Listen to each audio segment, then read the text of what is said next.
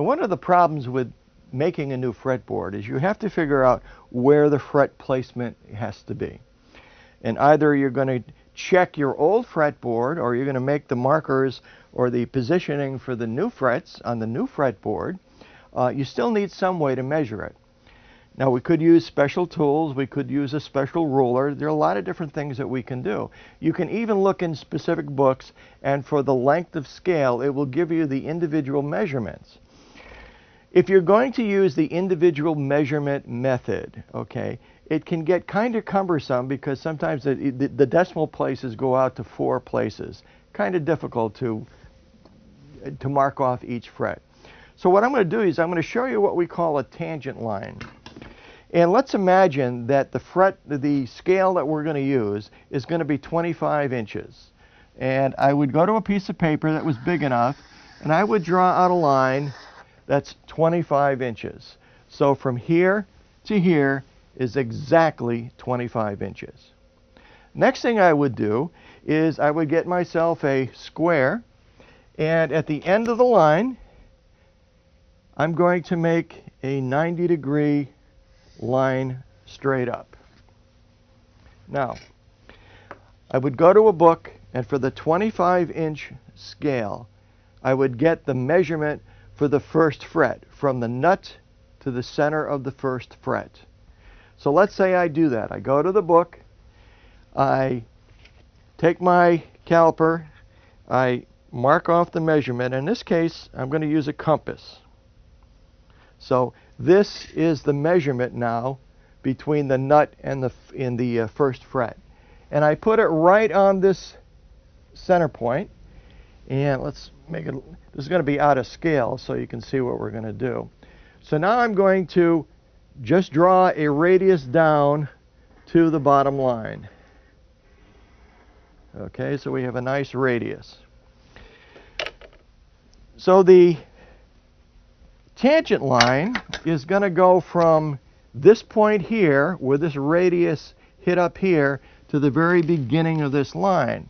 So as best I can, I will try to make a straight line for you. All right.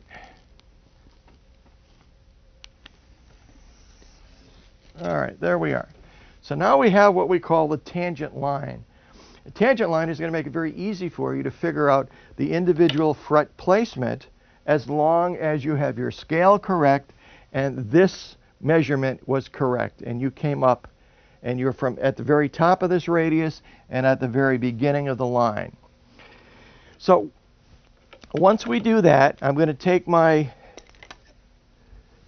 go to the beginning of that radius, I'm going to take my square, and I'm going to draw a line straight up to the tangent line.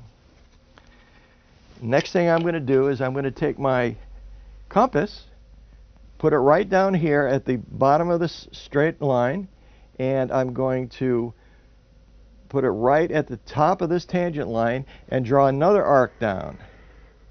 Okay, that is now the placement for the second fret. Then I'm going to take my square again and draw a line straight up. And again,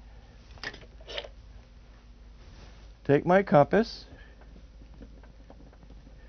bring it down to where the 90-degree line intersects the tangent line, and bring the radius down.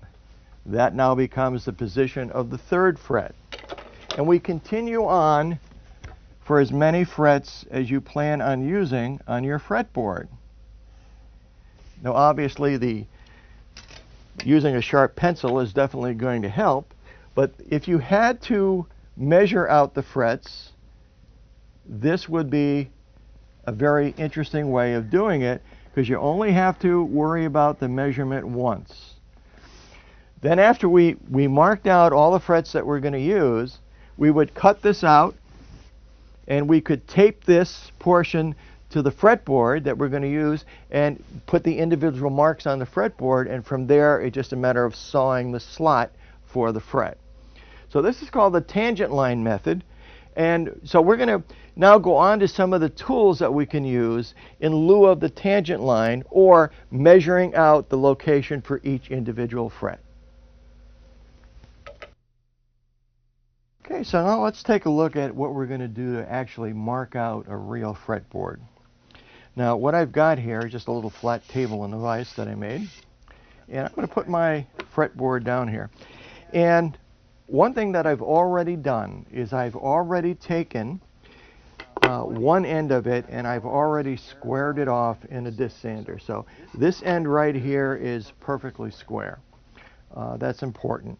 And I've already double checked to make sure that, you know, all around the fretboard is square and that the fretboard itself is flat. And this is the side that I decide that I'm going to use. Now I can use this marking ruler for scales, and in this case we're going to be doing the 24 3/4 inch scale for Gibson. We can use this, and I'll show you how to do it. The first thing I'm going to do is I'm going to line up the mark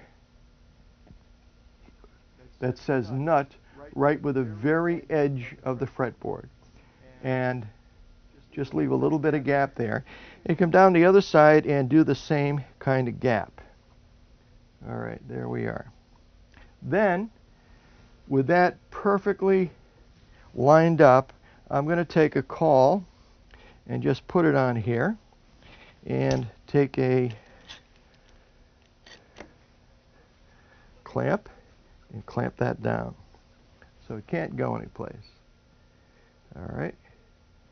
And I'm going to take another caul on this side and I'm going to clamp this down also. Okay. All right. Now ideally I would want the marks to be exact. I could, and since this is a dark colored wood, I could use a white pencil, which would leave a mark that's not too bad. But if I really wanted to be precise, I would use what we call a marking knife. Now a marking knife, marking knives are sold in pairs. And if you could see this ruler right here, one side of this marking knife is flat, so if I wanted, and the bevel is on the other side for the sharp blade, if I wanted to mark it right up against that side, I could do that. If I wanted to go the other way, the marking knife is reversed, so the flat side is here and I could run it this way. So I would use a marking knife. That way I'm not going to miss a mark. And I would just simply line it up with the first mark and just draw it down and make my mark. Second one, same thing, draw it down, make my mark. Third one, same thing, draw it down, make my mark. So using a marking knife, I'm going to get a very accurate mark, but I'm not going to lose it. It's not going to be erased. I'm not going to have trouble seeing it. I can see it exactly as I look at it. So that would be one way to mark out your fretboard. Now another way involves using the typical miter box. So let me get this set up for the miter box. I'll be right back. All right, well this is the standard Stuart McDonald miter box that we use for sawing out the fret slots for the fretboard. And what you get actually is this section here that's made out of metal and the saw. We've got a saw that will give us the correct width of the saw slot. I've mounted this to a longer piece of wood so I can mount it in a vise, but I've also added two blocks on either side that are the same height as the ramp on the bottom of the miter box. So as I push something long through here, there's some support here, and I can also, if I wanted to, I can also clamp it down. Now, you can use the miter box two ways. We could just put our fretboard in there, look at the marks, line it up with the fret saw, and cut them out. And we also have this scale here, which has a lot of different indexing cutouts on the edges. And this particular one is for Gibson scale of 24 3/4 inch and 24 625 thousandths. And we're going to be using the 24 3/4 inch scale. And right down here, there's a little tiny peg that is going to fit into these slots. So if I were to put this in and align it with the first peg, just like that, that position right there for this particular scale would be where the nut goes, or the very end of the fretboard. So I could, after squaring this up in a disc sander, so I know that this is absolutely square with the sides, I could put my saw there, just put it there gently, bring this up, and I could tape this right to that point, which would give me the starting point to sawing my frets. So what I would do is I would use a very thin two-sided tape. So what I'm going to do is I'm going to take and I'm going to put the two-sided tape on here.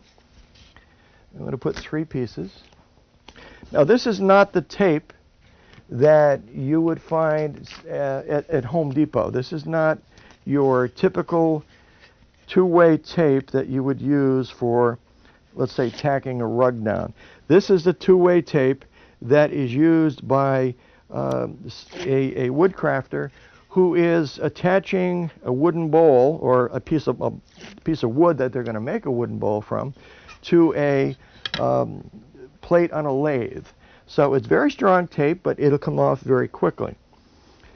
And I've already set the depth of this saw. When the saw hits, when the backbone of the saw hits these 4 brass blocks, that is the depth of the saw that I've set. And a little later we'll talk about what we have to look at in terms of setting the depth of the saw. But I've already set this one up, so as I come down, I'm going to reach a point where I can't go any farther, and that's where I stop. That said, I'm going to put my template in there, and I'm going to push it all the way against the backstop. So I'm getting a nice square setup. I'm going to take my fretboard, push it against the saw lightly, and come down. All right. Then I'm going to take my saw out, and I'm going to take this out, now that I positioned it, and I'm just going to push it down so it gets a good contact. Okay, so now we should be pretty much set. I'm going to put this in, come down to the first setting, and just to double check, that's exactly where the saw blade is. So the next thing I'm going to do is I'm going to lift it up and come to the next peg right there. And now I made 3 marks on this from our fret ruler, and it's lined up exactly with the fret ruler. The teeth on the saw are reversed. This is a pullback saw, so we're not going to be cutting going forward, we cut coming back. So what we want to do is we want to get a firm hand on this, and if you want, you can actually clamp it, but a firm hand is okay.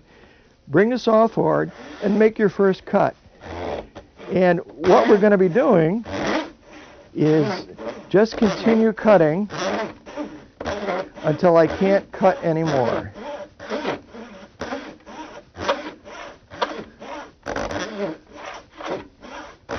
All right, and there's my first slot. So then the next thing I do is I would just pick it up, move it until I fall into the next position. And there we are.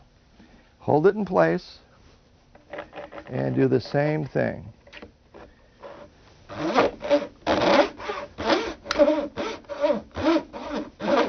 And I keep cutting until the saw bottoms out on its backbone. Now this bench has a little bit of wobble on it, so I'm going to cut a little bit slower than I normally would. We're going to move it up, get our next slot. There we are.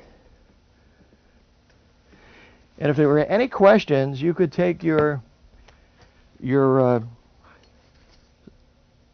scale and you could just put it up there and just make sure that every time you're looking at it that you're in the right place.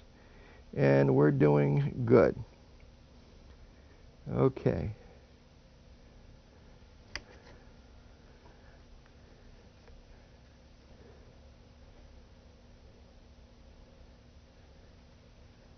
Okay. And we'll come down to our next cut.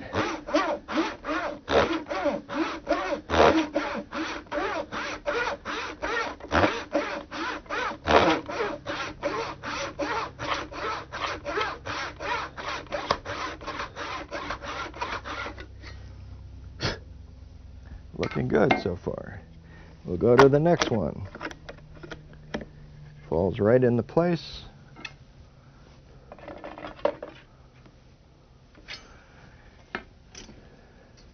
Double check.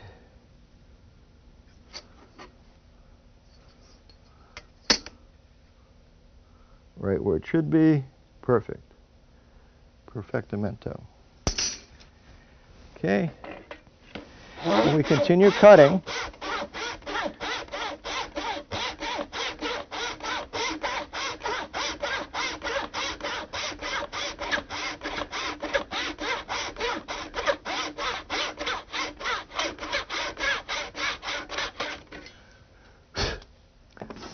Now, in order to make this saw relatively slippery, so it's not hanging up on everything, I've taken a block of beeswax, and I've taken beeswax and I put on both sides of the saw and also on the shoulder of the backbone.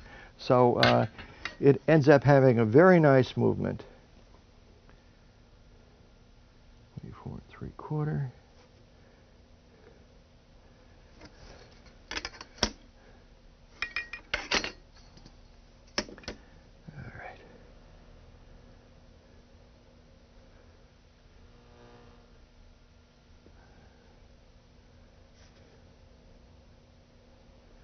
Just checking everything. So far we're right on the button. The scale agrees with the template.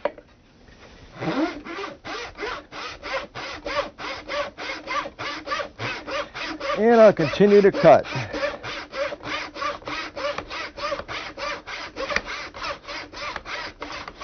Good. Now the other nice thing about this template is that because it's heavier and it fits in there very snugly, it's kind of hard for the saw to bounce around. So literally every cut that I'm doing ends up being super accurate, right where it's supposed to be. Continue to cut down.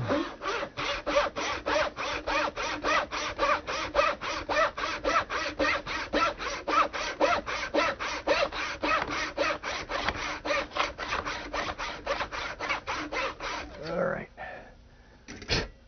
Okay. Good. Take a look. Yeah, they're nice. Very nice. Very nice indeed. Okay. And back we go.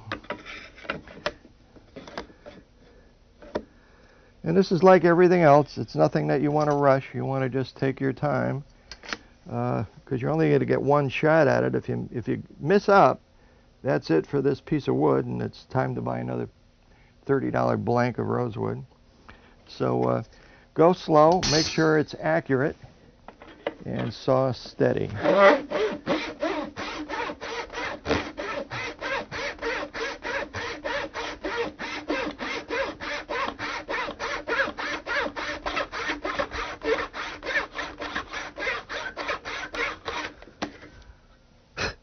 Looking good. Now, one of the rules I have around here, with my students is that the saw blade for this fixture is only used to cut fretboards. I don't let them use it to cut anything but fretboards, so that way nobody's going to mess it up on me.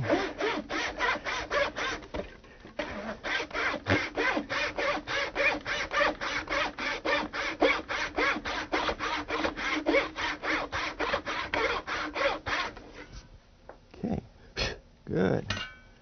Still going. Looking good.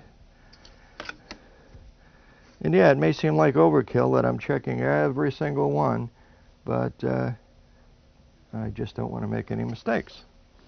And it would help if I knew exactly how many frets I got to cut. So 1, 2, 3, 4, 5, 6, 7, 8, 9, 10, 12, 13, 14, 15, 16, 17, 18, 19 frets. So we're looking for 19. We got 1, 2, 3, 4, 5, 6, 7, 8. A little bit to go. Here's 9.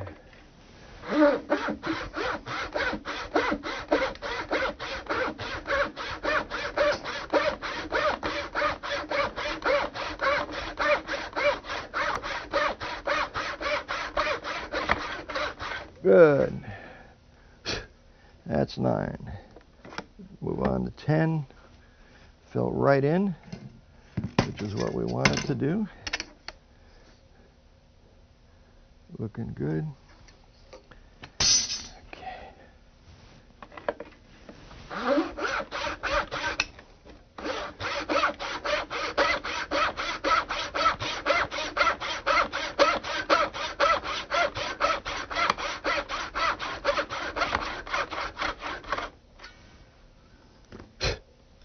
All right. On to 11. We will double check, and that's 11. It really is amazing how well this whole fixture lines up. It matches the ruler precisely.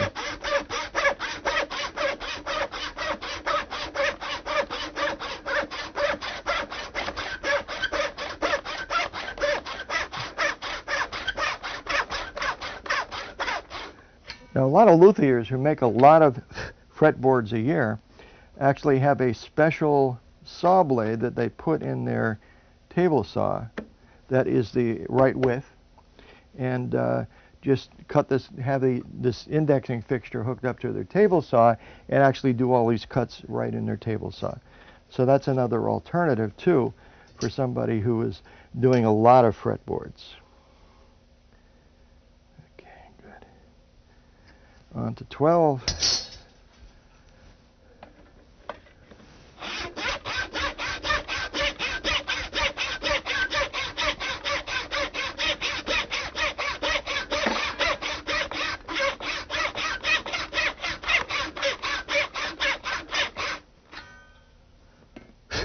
Good. Going for 13.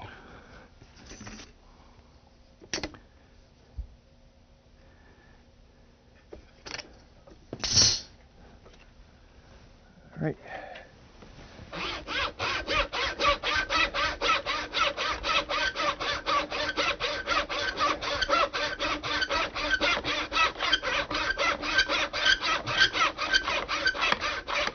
All right. And while we're here, we're going to refresh our little block of beeswax and makes things a little on the slippery side. It keeps the saw from sticking in the guides. And let's go to the next notch. Double check it.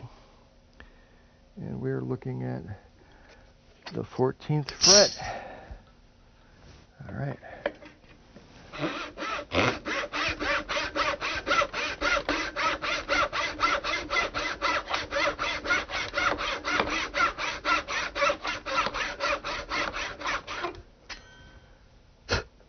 Okay, on to the 15th fret.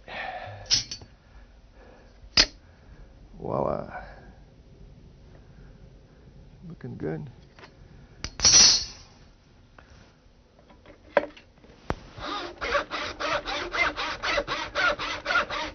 Okay. On to the next one. Voila. I'll double check it. Lose my concentration here. There we are. Looking good. Number 16. Okay.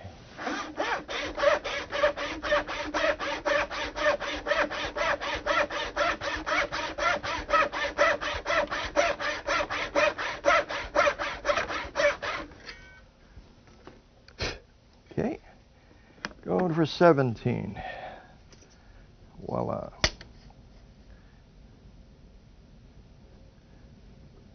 Looking good.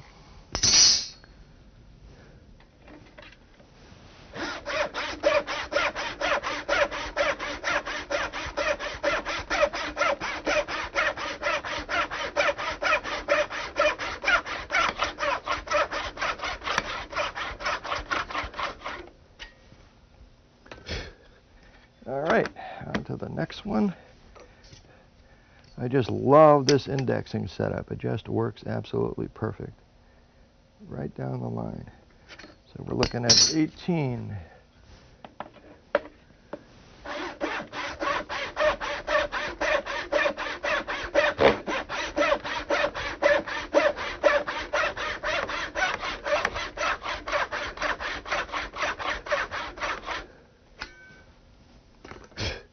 And the last one should be 19. Okay. Here we are, looking at 19.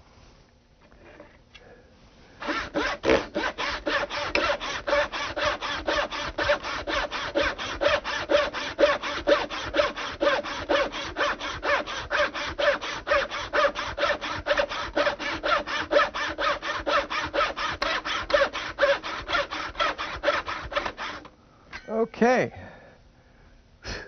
Now while we're here, we've got our fretboard all done in terms of the slots. We're going to measure off and mark the, I'm going to mark the length. And I'm going to use the old fretboard. So this is the top, and just going to use my marking gauge. Make sure I'm 100% lined up. Just come down with a marking gauge. And now that I've done that, I'm going to take my square and use that for the marking gauge. So that'll be the length of this.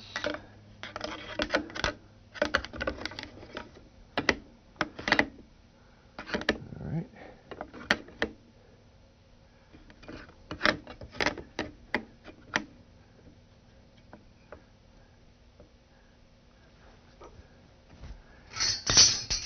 And I'm going to line that up and use the miter box to make the straight cut.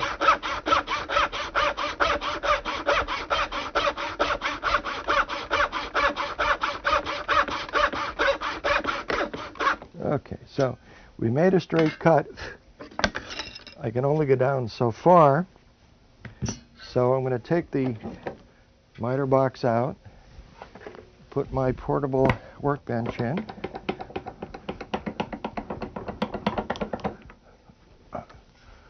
Okay. I'm going to put 2 cauls and a clamp on.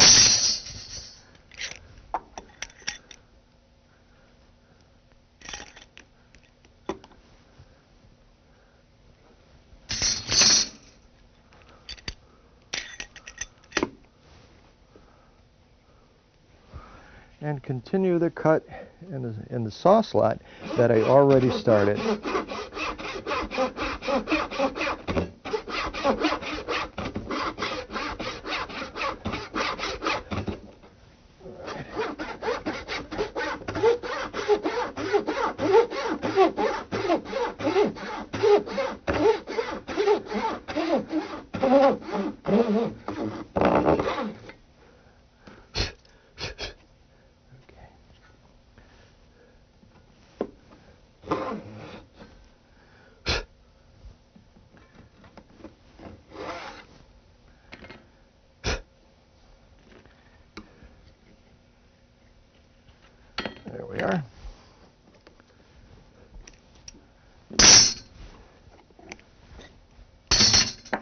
big spatula.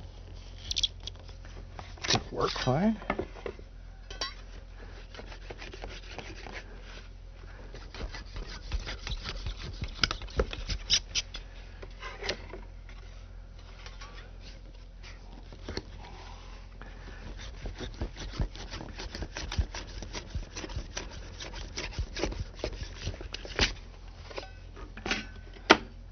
Okay, there we are. All done. And we're ready to mark out the shape and go forward. So we'll be back in a second after we set up. I want to take a quick minute and just go over how I set the depth of the fret slotting saw. Now, one of the first things I did was, before I did anything, is I took the old fretboard, because I'm going to use that as a model, and I clamped it on top of the indexing fixture, because we have to account for the thickness of the indexing fixture. We're going to be taping our new fretboard to this fixture. Then I lined up one of the slots and brought the saw down until I just heard it starting to cut a little bit. Then I adjusted my stops, and then I brought them down just a little bit more. Locked them in place, and we're going to try that. So the next thing I did was I took just a plain piece of rosewood. It doesn't have to be rosewood, it could be any kind of wood, but in this case I happen to have a piece of rosewood scrap. And I took the rosewood scrap and I taped it down, and I started using the sanding block to make the radius on top of it. All the time measuring it in the center, because I'm looking for a 6mm thickness right in the center. I want to replicate what this one looks like. In the process of doing this, before I got started, I did take my radius gauge and I started checking again just to be double sure. And it turns out when I measured the radius down towards the bottom of the old fretboard, it was a 12-inch radius rather than a 10-inch radius. So apparently, either for some reason it was done very weird, but apparently what had happened was when I had measured it up near the top, it looked like a 10-inch radius, but when I measured it down to the bottom, it was really a 12-inch. There was a lot of wear on the edges of the fretboard, and it just faked me right out. So we're going to go with the 12-inch radius on the new fretboard. So the next thing I do is I took my block, taped it down. Using 80 grit sandpaper, I started bringing it down, and I finally got to the center thickness of 6mm. Now, before I had even taped it down, I had taken the piece of wood, I had put it in here because I want to know immediately is this going to be correct. Taped it down, and I cut one slot. Then I radiused the top. After we radiused it down, I got to the right thickness, and we were down to a 12-inch radius. I vacuumed off the sawdust. I used a slot cleaner to clean out the slot. And then I hooked up my machine to bend fret wire, and I took the size fret wire that we're going to use. I bent an arc of the fret wire, snipped off the ends just long enough, positioned the fret wire over the test piece, and using a hammer with in a plastic insert, I banged in the two ends. You start by banging in the two ends. Once they were firmly seated, then I continued to bang in the rest of the fret. And when you do that, what happens is as the fret comes down in the center, it expands outwards, it tries to straighten out, and the barbs bite into the rosewood. So that's what I did.